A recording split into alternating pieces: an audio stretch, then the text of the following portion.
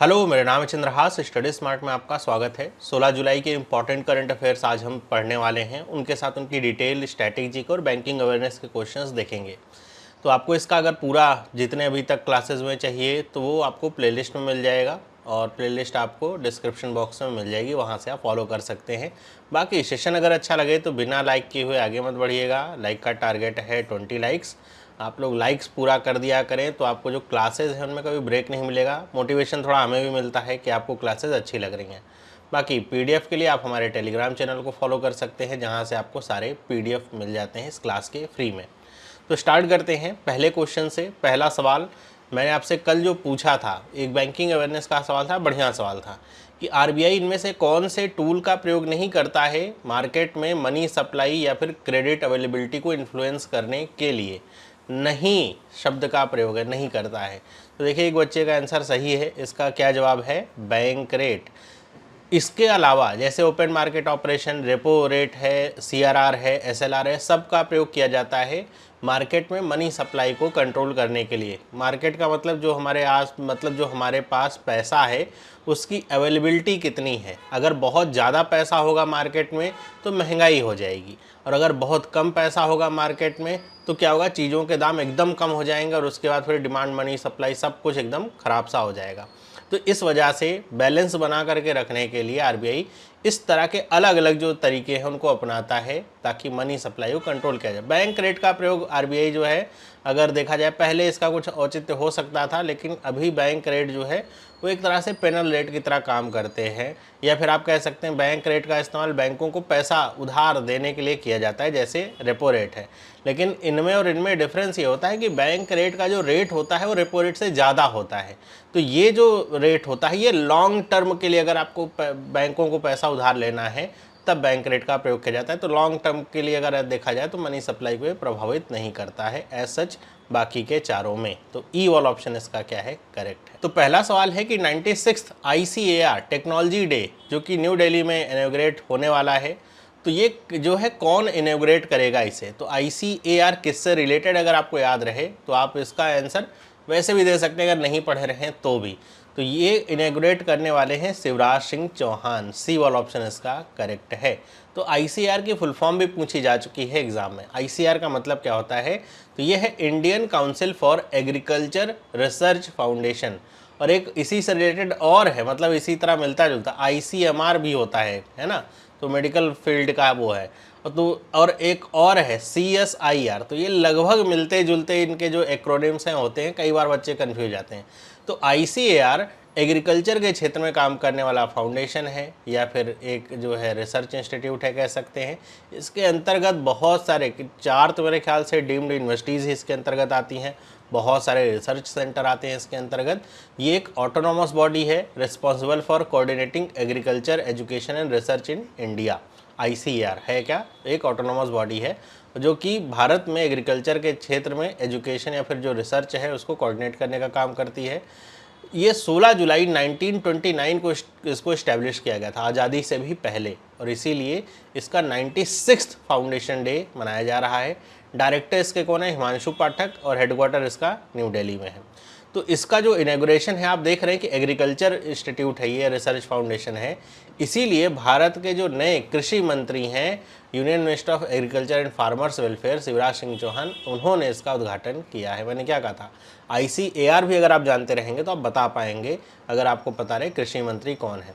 इसमें कुछ ले करके कुछ फैक्ट्स वगैरह भी दिए गए थे जो आपकी सुविधा के लिए मैंने लिख दिए हैं। जैसे कि इसमें ये बताया गया कि फाइनेंशियल ईयर 2023-24 में टोटल 323 वैरायटी जो हैं 56 क्रॉप्स की, जिसमें सीरियल्स भी हैं, ऑयल सीड्स भी हैं, जो चराने के लिए पशुओं के क्रॉप्स होती हैं वो है, शुगर केन है, इनको रिलीज़ किया गया।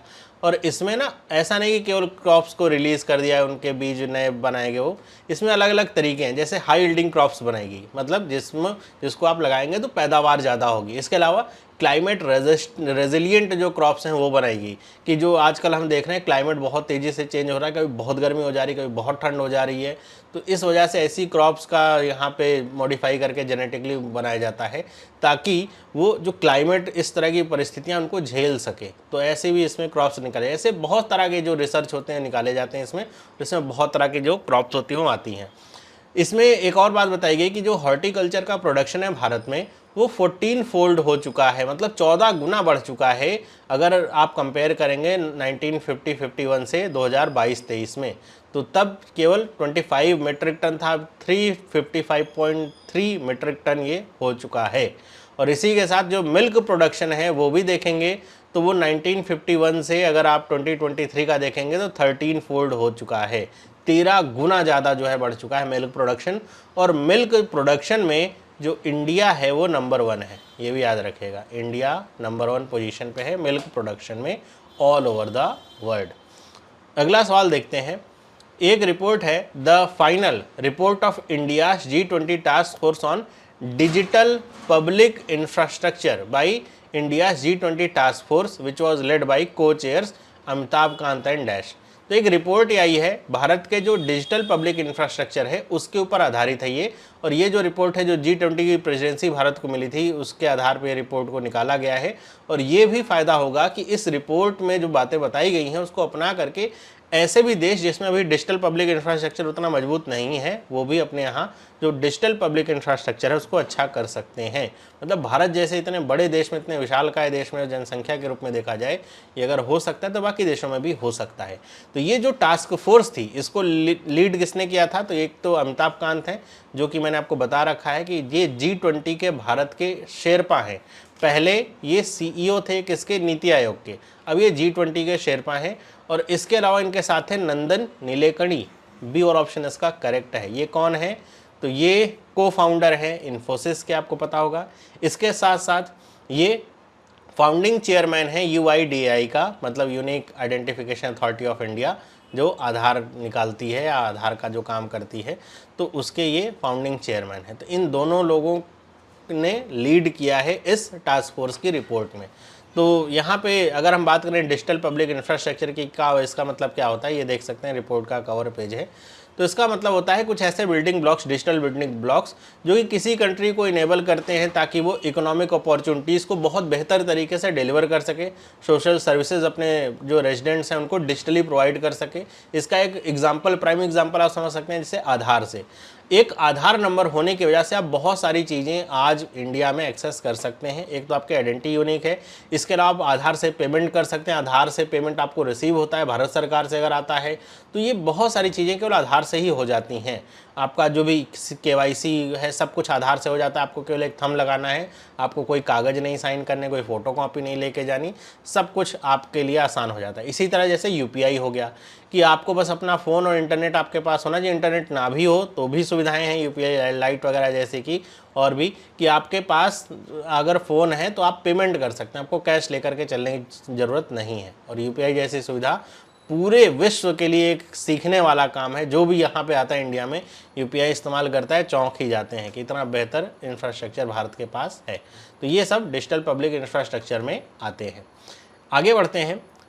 अगला न्यूज़ है कि किसने कोपा अमेरिका चैंपियनशिप 2024 जीती है। तो ये किससे रिलेटेड है? तो ये फुटबॉल से रिलेटेड है, उन बच्चों के लिए जो खेल थोड़ा कम फॉलो करते हैं। फुटबॉल से रिलेटेड ये चैंपियनशिप है और काफ़ी प्रतिष्ठित चैंपियनशिप है। इसको जीता है अर्जेंटीना ने, ए वाला ऑप्शन इसका करेक्ट है। हराया किसको है? कोलंबिया को, बी वाला ऑप्शन इसका करेक्ट। कल मैंने आपको एक और बताया था UEFA यूरो 2024, वो किसने जीता था? स्पेन ने जीता था इंग्लैंड को हराकर, वो भी फुटबॉल से रिलेटेड है। तो ये कोपा अमेरिका है जिसको अर्जेंटीना ने जीता। अर्जेंटीना मतलब फुटबॉल के क्षेत्र में देखा जाए तो सबसे बेहतरीन टीमों में से एक टीम है, जिसके एक बहुत मशहूर खिलाड़ी हैं जिनका नाम आपने सुन रखा होगा, लियोनेल मेसी। तो ये अर्जेंटीना के ही खिलाड़ी हैं। और अगर हम देखें तो अर्जेंटीना ने इसे रिकॉर्ड 16th टाइम्स जीता है, मतलब सोचिए कितनी बार इसको जीता है। और अर्जेंटीना की ही टीम थी जिसने 2022 का जो फीफा वर्ल्ड कप था फुटबॉल का वो भी जीता था, जो कि कतर में हेल्ड हुआ था। तो ये वाला जो कोपा अमेरिका 2024 है ये कहाँ पे हुआ था? तो इस बार ये यूनाइटेड स्टेट्स में आयोजित हुआ था। ओके, तो ये देख सकते हैं विनिंग टीम को, और जो मैं बता रहा था मेसी को आप देख सकते हैं यहाँ पे। आगे बढ़ते हैं। लिखा according to joint study by Kearney and Amazon Pay India's retail digital payment is likely to double dash dollar by dash, कि इंडिया का जो रिटेल डिजिटल पेमेंट है वो कितना हो जाएगा, कितने डॉलर, कितने साल तक। तो इस रिपोर्ट में ये बताया है कि भारत का जो डिजिटल पेमेंट है डबल हो जाएगा। डबल होने का मतलब अभी जो भारत का डिजिटल पेमेंट है वो 3.6 ट्रिलियन के आसपास है, तो डबल होने का मतलब 7 ट्रिलियन हो जाएगा। तो 7 ट्रिलियन ए वाला ऑप्शन है, सी वाला ऑप्शन है। लेकिन जो ईयर है वो क्या है 2030, तो सी वाला ऑप्शन इसका करेक्ट है। तो इस रिपोर्ट ने बताया कि भारत का देखिए कि जो डिजिटल पेमेंट है वो बढ़ता ही जा रहा है, मतलब बहुत तेज़ी से बढ़ रहा है, और ये लोग अपना भी रहे हैं क्योंकि इसमें सुविधा भी है, सारे लोगों तक पहुंच है इसकी। तो ये जो मैंने आपको बताया कि भारत का जो अभी का है डिजिटल पेमेंट का ट्रांजैक्शन वो 3.6 ट्रिलियन डॉलर्स है। और अगर हम बात करें, इसमें एक और बात बताई गई ई कॉमर्स को लेकर के कि इंडिया का जो ई कॉमर्स मार्केट है जो अभी 75 बिलियन से 80 बिलियन डॉलर के आसपास है, 2022 की बात है, ये 21% तक बढ़ जाएगा 2030 तक। ओके, और इसमें यह भी बताया गया है कि इंडिया का जो डिजिटल ट्रांजैक्शन है वो अकेले ही 46% है इंटायर वर्ल्ड के डिजिटल पेमेंट वॉल्यूम का 2022 का अगर डेटा देखें तो। मतलब अगर पूरे विश्व भर की बात करें तो पूरे विश्व भर में अगर ऐसे समझिए कि 100 रुपये खर्च हो रहे हैं डिजिटल ट्रांजैक्शन से, तो उसका 46 जो रुपीज़ है वो केवल इंडिया से ही खर्च हो रहे हैं। तो ये है इंडिया की डिजिटल ट्रांजैक्शन की पावर, या यूपीआई की पावर आप कह सकते हैं, जो कि भारत इस क्षेत्र में आगे बढ़ रहा है। यूपीआई कई लिहाज से भारत के लिए बहुत अच्छा साबित हो रहा है, और इसीलिए आप देख रहे हैं कि इससे भी रिलेटेड न्यूज आ रही हैं, आती हैं कि जैसे अभी हाल फिलहाल में यूएई में जो आपका यूपीआई हो स्टार्ट हो चुका है, क्यूआर पेमेंट सिस्टम। ऐसे हम यूरोप के कुछ देश, खाड़ी कई देशों में आप देखते हैं, हमारे भारत के जो पड़ोसी देश हैं उसके आसपास देखते हैं जो यूपीआई सुविधा है। अभी ये भी हो रहा है कि बांग्लादेश में भी यूपीआई जो सुविधा है स्टार्ट होने वाली है, तो ये यूपीआई सुविधा लॉन्च हो रही है। ज़्यादातर देश इसको अपना रहे हैं, इस इंफ्रास्ट्रक्चर को। इंडिया ने एक एमओयू साइन किया हुआ है कौन से देश के साथ, to implement 4 community development project. तो ये कम्युनिटी डेवलपमेंट प्रोजेक्ट के लिए इंडिया ने मार्शल आइलैंड नामक एक कह सकते हैं आइलैंड कंट्री है जिसके साथ एमओयू साइन किया है। इसकी बात बताई किसने, भारत के विदेश मंत्री एस जयशंकर ने इस बात को बताया है।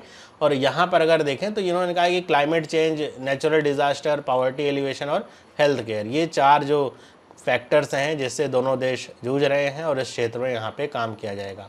मार्शल आइलैंड की अगर बात करें तो एक आइलैंड कंट्री है, कहाँ पे सिचुएटेड है, नॉर्थ वेस्टर्न पैसिफिक ओशन में जो है स्थित है, जहाँ पे कई सारे छोटे छोटे द्वीप्स हैं। जैसे यहाँ पे कुछ नाम लिखे ना, जैसे वनुवातु हो गया, नाउरू आइलैंड हो गया, सोलोमन आइलैंड हो गया, तो ये सब आसपास के ही आइलैंड है। पापुआ न्यू गिनी अगर आपने नाम सुना हो तो ये भी उसके आसपास के ही आइलैंड है। तो यहाँ पे देखें तो इसके प्रेसिडेंट हैं हिल्डा हेन, और कैपिटल इसकी माजुरो। ये ध्यान रखिएगा कि इस तरह की न्यूज़ से ही कैपिटल निकल के आती है। माजुरो कैपिटल कहाँ की है, ये है मार्शल आइलैंड की। Union home minister Amit Shah ने वर्चुअली इनॉग्रेट किया prime ministers college of excellence कौन से स्टेट में। इस स्टेट के सभी डिस्ट्रिक्ट में prime minister college of excellence inaugurate किया गया। सबसे पहले तो ये जान लीजिए इसका मतलब क्या है। अभी आपको पता होगा कि 2020 में न्यू एजुकेशन पॉलिसी आई है, एनईपी इसको कहा जाता है, एनईपी 2020। तो जो न्यू एजुकेशन पॉलिसी है उसको इम्प्लीमेंट करवाया जाता है इसी prime ministers college of excellence के तहत। तो इस एनईपी का मतलब ये होता है कि अब आप जो भी कोर्स करेंगे, चाहे आप बीए कर रहे हो, बीएससी कर रहे हो, या कोई और भी कोर्स कर रहे हो, वो न्यू एजुकेशन पॉलिसी के तहत डिज़ाइन होता है, जिसमें आप सिर्फ जैसे बीए या बीएससी अगर आप कर रहे हैं सिर्फ उसके सब्जेक्ट ही नहीं पढ़ते हैं, बल्कि कुछ वोकेशनल ट्रेनिंग वगैरह भी आपको यहाँ पे दी जाती है। कुछ ऐसे सब्जेक्ट, जैसे अगर आप बीए भी कर रहे हैं तो आपको कोई कंप्यूटर प्रोग्रामिंग उसमें पढ़ा दी जाएगी किसी सेमेस्टर में। और ये भी बात है कि अब जो यहाँ पे सब ये जो बीए या बीएससी भी अगर आप करें, मतलब ट्रेडिशनल कोर्सेज, जो प्रोफेशनल कोर्सेज तो पहले से ही सेमेस्टर पे हैं, लेकिन जो ट्रेडिशनल कोर्सेज हैं वो ईयर वाइज हुआ करते थे, तो ये अब सेमेस्टर वाइज हो गए। मतलब बीए भी आपका फर्स्ट सेकंड सेमेस्टर, फिर सेकंड, फिर थर्ड, फोर्थ सेमेस्टर, ऐसे करके 6 सेमेस्टर में पूरा होगा अगर आप नॉर्मल बीए कर रहे हैं, मतलब प्लेन बीए। अगर आप जो है बीए ऑनर्स करेंगे तो वो आपका फिर 8 सेमेस्टर में ऐसा होगा, 4 साल में अगर ऐसा होगा। तो ये जो चीज़ें हैं कि कंप्यूटर ट्रेनिंग दे देना या फिर कोई वोकेशनल ट्रेनिंग इसमें दे देना, ताकि बच्चे सिर्फ जो कोर्स पढ़ रहे हैं वो सिर्फ उतने तक ही सीमित ना रहें, और भी क्षेत्रों में उनको जो जॉब अपॉर्चुनिटीज़ हैं वो मिल सकें और वो परिचित रह सकें। तो इसी के लिए जो अभी जो वर्तमान समय में कॉलेज चल रहे हैं उनको इस स्ट्रक्चर पे लाना, उसी को prime minister college of excellence कहा जाएगा कि उस स्ट्रक्चर पे वो आ जाएं, ताकि वो उस तरह की सुविधाएं देने लगें या फिर न्यू एजुकेशन पॉलिसी वहाँ पे फॉलो होने लगे। तो मध्य प्रदेश की 55 जो डिस्ट्रिक्ट्स हैं उनमें ये prime minister college of excellence इसको इनॉग्रेट किया है। डी वाला ऑप्शन इसका क्या है, करेक्ट है। अगला सवाल है, वर्ल्ड यूथ स्किल्स डे ये कब सेलिब्रेट किया जाता है? जैसा भी आप पिछले न्यूज़ से भी कनेक्ट कर सकते हैं कि न्यू एजुकेशन पॉलिसी में भी है कि कुछ स्किल ट्रेनिंग वगैरह ज़रूर देना है, तो आप उसी से कनेक्ट कर लीजिए कि 15 जुलाई को ये हर साल पूरे विश्व भर में सेलिब्रेट किया जाता है। अगला यहाँ पे थीम आपसे पूछी जा सकती है, तो youth skills for piece and development इस बार की थीम है। नेक्स्ट न्यूज़ है, कौन सा स्टेट ऐसा है जो बैन करने वाला है sale of high caffeine energy drinks near schools? तो जो हाई कैफीन एनर्जी, आजकल तो बड़ी तरह की कैफीन एनर्जी ड्रिंक्स आ गई हैं ना, अलग अलग नाम से आती हैं, नाम नहीं लेना चाहूँगा मैं क्योंकि अभी बैन वाली लिस्ट में नहीं आई हैं। इस बैन तो हो गया है कि जो है स्कूल, कोई भी स्कूल अगर है तो उसके 500 मीटर के दायरे में जो हाई कैफीन एनर्जी ड्रिंक्स हैं वो नहीं बिक पाएंगी। आपने देखा होगा कि आजकल बिकती हैं लाल कलर की बड़ी सारी ड्रिंक्स जिनको बच्चे बड़े शौक से पीते हैं, तो वो सब नहीं बिक पाएंगी। लेकिन अभी उस लिस्ट में कौन कौन सी ड्रिंक्स आएंगी उनका नाम अभी तय नहीं हो पाया है, नाम तय होगा तो भी बताया जाएगा। तो ये स्टेट है महाराष्ट्र जिसने बैन किया है, और ये बहुत अच्छा कदम है। मैं तो कहता हूँ कि भारत सरकार को पूरी तरीके से इस तरह के ड्रिंक्स पे बैन लगाना चाहिए, क्योंकि बच्चों को समझ होती नहीं है और इतनी ज़्यादा हाई अमाउंट में कैफीन एनर्जी और इतने कम मतलब मात्रा, मतलब ऐसा समझिए कि आप अगर 200 ml में अगर आप पी रहे हैं ज़्यादा से ज़्यादा कैफीन, आप 145 ml कैफीन ऐसा पी रहे हैं तो बहुत ज़्यादा एक क्वांटिटी हो जाती है। इस तरह की ड्रिंक्स पे बैन लगना चाहिए, है ना, क्योंकि कैफीन वैसे भी सेहत के लिए उतना ज़्यादा फ़ायदेमंद है नहीं, मतलब इतनी ज़्यादा मात्रा में नुकसानदायक ही होता है। आगे बढ़ते हैं, लिखा हुआ है किसने रिलीज़ किया है एक report, climate change risk to marine ecosystem and fisheries, इस नाम से एक रिपोर्ट आई है। तो इसको रिलीज़ किया है FAO ने, डी वाला ऑप्शन इसका करेक्ट है। FAO का मतलब क्या है? FAO का मतलब है फूड एंड एग्रीकल्चर ऑर्गेनाइजेशन, जो कि एक इंटरनेशनल वर्ल्ड ऑर्गेनाइजेशन है, UN के अंतर्गत आएगा। हेडक्वार्टर इसका रोम में है, डायरेक्टर जनरल इसके हैं कू डोनग्यू, अगर मैं सही प्रोनाउंसिएशन कर रहा हूँ तो ये जो रिपोर्ट है इसमें क्या बताएगा, बहुत सारी बातें बताई गई हैं लेकिन उतने एग्जाम के लिहाज से काम की नहीं है। इस रिपोर्ट में fisheries and marine ecosystem model inter comparison project, इसके बारे में चर्चा करी गई और इसके आधार पे ये प्रोजेक्शन क्या किया गया है कि 2100 तक, मतलब सन 2100 तक जो फिश हैं उनका जो एक्सप्लॉयटेशन रेट है, कह सकते हैं कि वो 30 या नहीं, एक्सप्लॉयटेशन रेट नहीं, जो फिश का बायोमास है वो 30% तक कम हो जाएगा।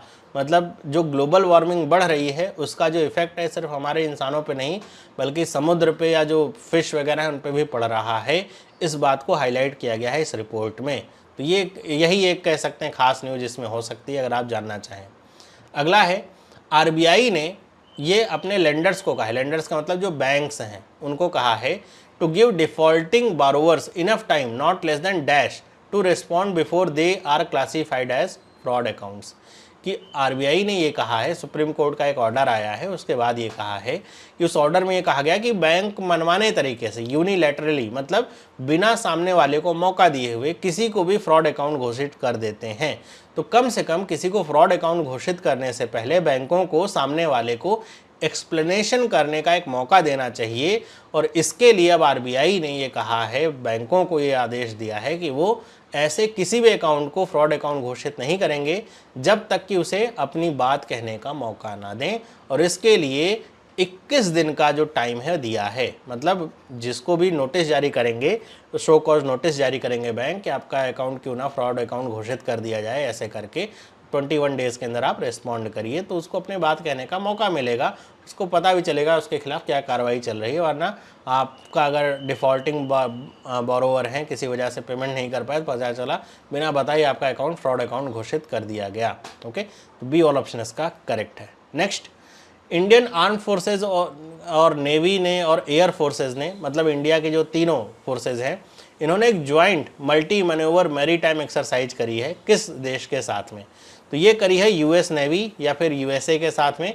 US नेवी की बात करें क्योंकि US का जो एयरक्राफ्ट कैरियर है वो इसमें शामिल था, भारत का जो एयरक्राफ्ट कैरियर है वो इसमें शामिल था, तो उसको लेकर के ये एक्सरसाइज हुई है। और ये भारत और अमेरिका के बीच में जो सैन्य ताकत है या फिर जो सैन्य कह सकते हैं, क्या कहेंगे उसे, कोलैबोरेशन है, उसको बढ़ाने के लिए इस तरह की एक्सरसाइज करी जाती है।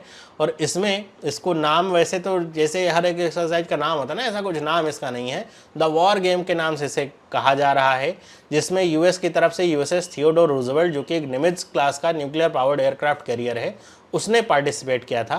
देखिए यूएसए में ना कई तरह के आपके जो एयरक्राफ्ट कैरियर, जैसे एक निमित्ज क्लास होता है, एक फोर्ड क्लास भी होता है। अगर नहीं पता है तो जान करके रखिए कि अगर बात करें कौन सा ज़्यादा एडवांस है तो फोर्ड क्लास वाला ज़्यादा एडवांस है निमित्ज क्लास से। तो ये लेकिन न्यूक्लियर पावर्ड दोनों ही होते हैं, एयरक्राफ्ट कैरियर है।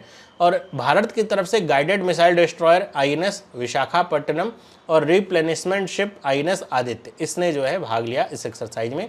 ये कहाँ पे हुई है, तो कुछ न्यूज में लिखा हुआ है कि अरेबियन सी में हुई है, मतलब अरब सागर में, और कुछ न्यूज में लिखा है इंडियन ओशन में हुई, क्योंकि अब बाउंड्रीज दोनों की एक दूसरे से मिलती ही हैं। अगर आप ऐसे देखेंगे, ये मान लीजिए भारत का साउथ वाला एरिया है, तो इधर पूरा आप अरब सागर ऐसा देखेंगे, ये पूरा नीचे इधर से देखेंगे तो ये इंडियन ओशन पूरा आता है। तो इसी के बीच में आपका हुआ है। तो अगर ऑप्शन में आपको एक मिले, दोनों तो ऑप्शन में नहीं मिलेंगे, अगर आता भी है तो एक ही कोई मिलेगा, या तो अरब सागर या तो इंडियन ओशन, उस पर टिक कर सकते हैं। अगला सवाल, साइंटिस्ट जो हैं ZSI के, मतलब जूलॉजिकल सर्वे ऑफ इंडिया के, उन्होंने एक नई तरह की स्पीशीज़ की deep water dog fish shark, इसकी जो है खोज करी है, डिस्कवरी करी है फ्रॉम अ फिशिंग हार्बर इन, कौन से स्टेट के फिशिंग हार्बर से। तो ये जो कह सकते हैं कि जो नई स्पीशीज़ है डॉग फिश शार्क की, तो ये खोजी गई है केरला से। डी वाला ऑप्शन इसका करेक्ट है। इसकी आप फोटो देख सकते हैं, ये फोटो रिलीज़ करी गई है। तो ये जो नई स्पीसीज़ है, इसका नाम क्या है, इसका नाम है स्क्वेलस हीमा। स्क्वेलस हीमा नाम याद रखिएगा, ये डॉग फिश है। जो जैसे ही ये जो डॉग फिश इसमें बताया गया कि इसको पहले किसी और स्पीसीज़ के साथ मतलब सोचा जाता था कि ये शार्क की वो दूसरी स्पीसीज़ है, लेकिन जब ध्यान से इसको देखा गया तो पाया गया कि एक नई प्रजाति ही है शार्क की। आगे बढ़ते हैं, कुछ वन लाइनर हैं, जैसे all India institute of Ayurveda ने सक्सेसफुली होस्ट किया है सुश्रुतम 2024 विथ लाइव सर्जिकल डेमोन्स्ट्रेशन। आपको पता होगा भारत में इतिहास में कहा जाता है कि जो सुश्रुत थे, उन्होंने पहला जो सर्जिकल डेमोन्स्ट्रेशन वो किया था, मतलब सर्जरी की शुरुआत वहाँ से हुई थी। तो अब आयुर्वेदा इंस्टीट्यूट है, all India institute of Ayurveda है, तो इसने जो है सुश्रुतम 2024 जो ऐसा समिट है वो किया, और उसमें लाइव सर्जिकल डेमोन्स्ट्रेशन करके दिखाया। India aims to become leading aviation hub with $4 billion MRO industry by 2030। ये कही है बात भारत के जो एविएशन मिनिस्टर हैं उन्होंने। अगर पता है तो बताइएगा नाम क्या है, नहीं पता है तो पूरी मिनिस्टर्स की जो लिस्ट है वो उसका एक वीडियो मैंने डाल रखा है, उसको जा करके देख लीजिए। ओके, तो भारत MRO इंडस्ट्री के क्षेत्र में 2030 तक $4 बिलियन का जो एविएशन हब है बनने जा रहा है। MRO का मतलब क्या है, maintenance, repair and overhaul. Okay, आगे बढ़ें, बात करें कुछ बैंकिंग अवेयरनेस और स्टैटिक जीके की। तो पहला सवाल यहाँ पे क्या आता है, आज हम रेट्स की बात करने वाले हैं। लिखा है the interest rate at which reserve bank provide liquidity under LAF against the collateral of government and other approved securities known as. देखिए बात वही है, लेकिन अगर मैं इसे सिंपल टर्म में लिखता तो आप फट से बता देते कि इसका आंसर तो सर ये है। लेकिन इस बात को अगर हम देखें कि RBI की भाषा में क्या परिभाषा है, तो कुछ ऐसी ही आती है कि ऐसा इंटरेस्ट रेट जिसपे जो रिजर्व बैंक है वो क्या प्रोवाइड करता है, लिक्विडिटी। लिक्विडिटी का मतलब हो गया कि लोन प्रोवाइड करता है, पैसा प्रोवाइड करता है अंडर LAF के अंतर्गत, है ना। LAF का मतलब होता है लिक्विडिटी एडजस्टमेंट फैसिलिटी, है ना। तो इसके अंतर्गत प्रोवाइड करता है, और किसके अगेंस्ट में, कोलेटरल, आप अगर कोई गवर्नमेंट जो है बॉन्ड या फिर अदर अप्रूव्ड सिक्योरिटीज देते हैं उसके अगेंस्ट में। तो ये होता है रेपो रेट। सी वाला ऑप्शन इसका करेक्ट है ना। बैंक रेट में किसी तरह की जो है कोलेटरल की जरूरत नहीं होती, ये भी एक डिफरेंस है बैंक रेट और रेपो रेट में।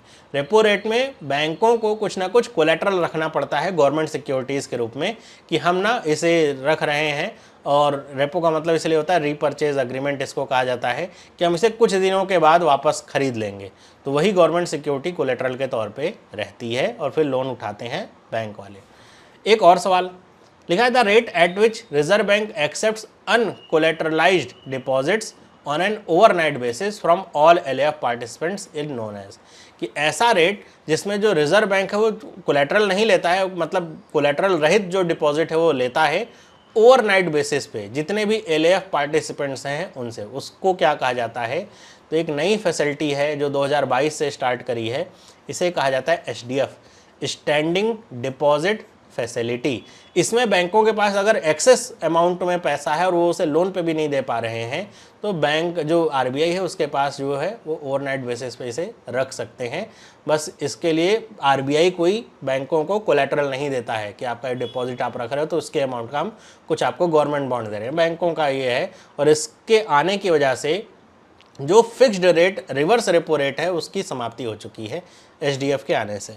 आगे बढ़ते हैं एक और, the penal rate at which bank can borrow on an overnight basis from the reserve bank by dipping into their SLR portfolio up to predefined limit of 2% is known as. ये सवाल मैं आपको देता हूँ homework के लिए, आप comment करके बताइएगा इसका सही जवाब क्या है ना, वरना कल इसे डिस्कस करेंगे। ये एग्जाम में आ चुका है ये सवाल। आगे बढ़ते हैं, बात करते हैं कुछ स्ट्रैटेजी की।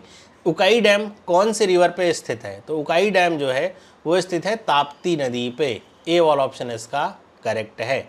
Next, which of the following dam is not situated in Kerala? कौन सा डैम केरला में नहीं है? तो पेची डैम तो है, इदुक्की भी है।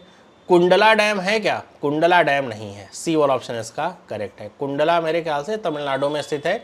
मैटूर डैम भी आता है केरला के अंतर्गत ही, तो इसका सी वाला ऑप्शन क्या है? करेक्ट है।